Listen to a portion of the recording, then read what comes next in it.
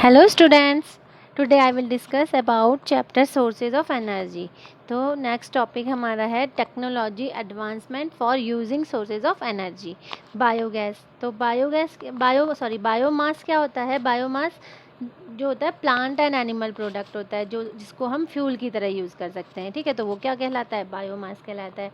तो बायोमास क्या हो गया? एक तो फायरवुड, काउ डंग केक्स। ठीक है, तो ये बहुत टाइम से, एंशिएंट टाइम से ये यूज़ करते हुए आ रहे हैं। तो बायोगैस क्या होती है? जो क्या होगा, वेरियस प्लांट मटेरियल्स जो होते हैं, residue after harvesting the crops, वो भी सारा उसमें यूज़ कर लेते हैं। वेजिटेबल वेस्ट एंड सीवेज जो होता है, ठीक है, और इसको क्या होगा, डिकम्पोज कर देते हैं किसकी? Absence of oxygen. और क्या होगा? एब्सेंस ऑफ ऑक्सीजन, और उससे क्या होती है? बायोगैस प्रोड्यूस होती हैं, और जिसको कि गोबर गैस भी कहते हैं। तो इस तरह का ये बायोगैस प्लांट होता है। ये देखिए, इस तरह से ये बायोगैस प्लांट है। तो ये क्या होता है? ब्रिक से बना हुआ होता है। ठीक है, ब्रिक से बना होता है, डोम शेप होती है इसका स्ट्रक्चर, जो होता है डोम शेप होता है। इससे स्लरी यहाँ से डाली जाती है। स्लरी जो होता है वो mixture of cow dung and water होता है। ठीक है, यहाँ से डालेंगे तो यहाँ पर क्या होगा? ये सारा जो आपने मिक्सचर, जो मैंने अभी बोला आपको, क्या, वेजिटेबल वेस्ट, सीवेज, ठीक है, ये सारा कुछ रेजिड्यू जो मटेरियल प्लांट का, एनिमल्स वो सॉरी प्लांट्स का जो रेजिड्यू, वो सारा यहाँ डाल देंगे। तो यहाँ पर क्या होगा? एब्सेंस ऑफ ऑक्सीजन में क्या होगा? एनएरोबिक रेस्पिरेशन होगा। एनएरोबिक रेस्पिरेशन में क्या होगा? वो डिकम्पोज हो जाएंगे। कौन? स्लरी जो होगा वो डिकम्पोज होगा। ठीक है, डिकम्पोज होगा तो इससे क्या होंगी? गैस रिलीज होंगी। गैसेस कौन सी रिलीज होंगी? ये गैस टैंक में सारी इकट्ठा हो जाएंगी। ठीक है, तो कौन कौन सी गैस होंगी? मीथेन होगा, कार्बन डाइऑक्साइड होगी, हाइड्रोजन होगा, हाइड्रोजन डाइसल्फाइड होगी। ये सारा का सारा इस गैस टैंक में रिलीज हो जाती हैं। और यहाँ से इसको गैस आउटलेट से यहाँ से हम निकाल लेते हैं पाइप के थ्रू, और उसको यूज़ कर लेते हैं। और बाकी जो डाइजेस्टर में बचा वो क्या होगा? मैन्योर बचा, और फर्टिलाइज़र की तरह उसको फार्म में यूज़ कर सकते हैं। ठीक है, बायोगैस बेटा एक्सीलेंट फ्यूल होता है, क्योंकि ये क्या होता है, इसमें क्या होती है? 75% मीथेन होती है। ठीक है, और ये क्या, इट बर्न्स जो होगा वो क्या होगा? विदाउट स्मोक होती है, और कोई भी क्या होगा? रेजिड्यू नहीं छूटता। ठीक है, ऐश इन वुड। ठीक है, तो ये क्या होगा? पॉल्यूशन भी नहीं करेगी, है ना, पॉल्यूट भी नहीं करेगी, हार्म भी नहीं करेगी एनवायरनमेंट को। तो ये क्या होगा? एक्सीलेंट फ्यूल होगी, है ना। नेक्स्ट है wind energy. Wind energy, wind मतलब क्या? Blowing air is called wind, है ना। तो क्या होगा? जब ब्लोइंग हो रही है एयर, तो क्या होगा? उसमें कौन सी एनर्जी होगी? काइनेटिक एनर्जी होगी। तो इस काइनेटिक विंड की इस काइनेटिक एनर्जी को किस में यूज़ कर लेते हैं? टू प्रोड्यूस इलेक्ट्रिसिटी में यूज़ कर लेते हैं। ठीक है, तो विंड एनर्जी को क्या और किस में यूज़ किया जाता है? Generate electricity using a wind mill. Wind mill के थ्रू जनरेट इलेक्ट्रिसिटी करते हैं। ठीक है, अब क्या होगा? Number of windmills are erected over a large area. ठीक है, बहुत ज़्यादा एरिया में होगा, which is known as wind energy farm, और उसको क्या कहते हैं? विंड एनर्जी फार्म कहते हैं। इसके क्या होते हैं? डिसएडवांटेजेस भी होते हैं। ठीक है, डिसएडवांटेजेस बेटा इसका क्या है? सबसे पहले तो ये सेलेक्टिव प्लेसेस में होता है, जहाँ की विंड ब्लोज होते रहे हमेशा ही, ठीक है, पूरे साल, है ना। तो ये क्या इसका सबसे बड़ा डिसएडवांटेज है। नेक्स्ट जो डिसएडवांटेज है, विंड की स्पीड हमें चाहिए 15 किलोमीटर पर आवर। ठीक है, इसको स्पीड ऑफ द टरबाइन को इसकी मेंटेन करने के लिए जो इसकी स्पीड चाहिए वो इतनी हमें चाहिए। ठीक है, तो ये पॉसिबल नहीं होता कि हर टाइम इतनी स्पीड से विंड ब्लो हो। ठीक है, पावर बैकअप फैसिलिटीज़ ज़रूरी है इसमें। ठीक है, इसके लिए क्या होगा? ये energy needs during a period when there is no wind. ठीक है, तो यहाँ पर क्या होगा? एनर्जी जब जब वो क्या है, विंड ही नहीं होगी, तो तब हमें क्या चाहिए? पावर बैकअप फैसिलिटीज़ चाहिए। ठीक है, नेक्स्ट जो है एस्टेब्लिशमेंट ऑफ विंड एनर्जी, जो फार्म्स का होता है उसके लिए क्या चाहिए? लार्ज एरिया चाहिए, है ना।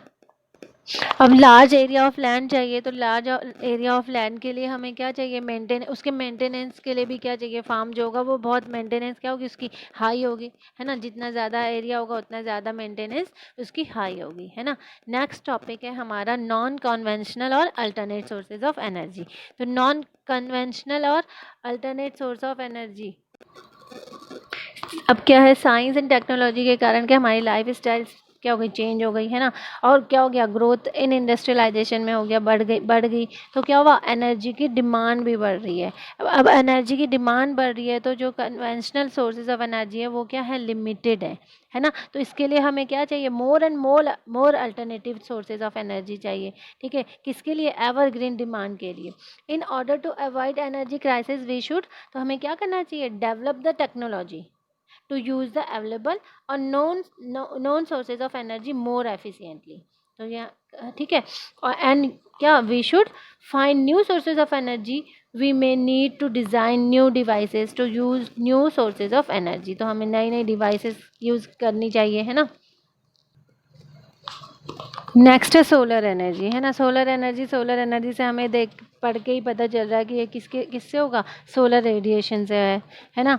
तो इसके ये क्या होगा, reducing the limited source of fossil fuel, ये रिड्यूस कर देगा, सोलर एनर्जी करेगा कि नहीं। इस तरह से सोलर कुकर यूज़ किया जाता है बेटा, इस तरह से ये सोलर कुकर होता है, यहाँ पर मिरर लगा होता है जिससे कि क्या हो कि जो रेज होती है, सन रेज इसमें पड़ती है, रिफ्लेक्ट होके ये ग्लास शीट में पड़ती है, और क्या होता है, जो भी हमारा खाना होता है वो कुक हो जाता है। इसमें राइस बॉईल कर सकते हैं, पोटैटोज बॉईल कर सकते हैं, मतलब बॉईल करने वाली चीज़ें सारी हैं इसमें बॉईल हो सकती हैं, ठीक है।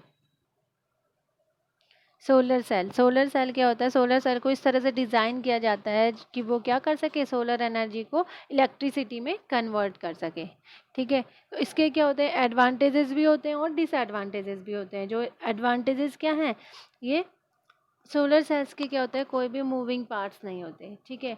और इसमें इसकी क्या रिक्वायरमेंट, क्या मेंटेनेंस में क्या होगा, लिटिल रिक्वायरमेंट, कम, मतलब इसकी मेंटेनेंस में कम खर्चा आता है, ठीक है। It does not require any focusing device, ठीक है। इसको हमें बहुत ज़्यादा देखना नहीं पड़ता, वो हमने सन रेज की उसमें रख दिया, वो अपने आप क्या होगा, फूड अपने आप कुक होता चला गया। इसके बेटा डिसएडवांटेजेस भी हैं। डिसएडवांटेजेस क्या हैं, इसमें एक स्पेशल ग्रेड सिलिकॉन की ज़रूरत पड़ती है, ठीक है, कि सोलर सेल्स को बनाने में, और जो कि क्या सिलिकॉन जो है वो लिमिटेड है नेचर में, ठीक है। तो the entire process of manufacturing is very expensive. इसके कारण क्या होता है कि पूरा एंटायर प्रोसेस जो होता है वो क्या होगा, एक्सपेंसिव होता है। इसमें सिल्वर यूज होता है इंटरकनेक्शन के लिए, इंटरकनेक्शन ऑफ सेल्स के लिए, ठीक है। तो इसकी जो पैनल क्या होगा, जब सिल्वर यूज़ हो रहा है तो इसकी क्या होगी, कॉस्ट बढ़ जाएगी, क्या होगी, कॉस्ट बहुत ज़्यादा बढ़ जाती है। तो और नेक्स्ट जो है डिसएडवांटेज इसका क्या है, the domestic use of solar cells is limited. Domestic use limited है, क्यों क्यों लिमिटेड है, क्योंकि क्या है, इसकी बहुत ज़्यादा हाई कॉस्ट हो जाती है, ठीक है। और इसके यूजेस हैं, इसके क्या साइंटिफिक एंड टेक्नोलॉजिकल एप्लीकेशंस में यूज़ होता है, ठीक है। Artificial satellite and space probes like Mars orbiters में यूज़ होता है, ठीक। और रेडियो और वायरलेस ट्रांसमिशन सिस्टम और TV relay station in remote location use solar cell panels में यूज़ होता है। और किस में यूज़ होता है, ट्रैफिक सिग्नल्स में भी होता है, कैलकुलेटर्स में होता है। And many toys are fitted with solar cells. Calculators में तो आपने देखा ही होगा, है ना। तो बाय बाय स्टूडेंट्स।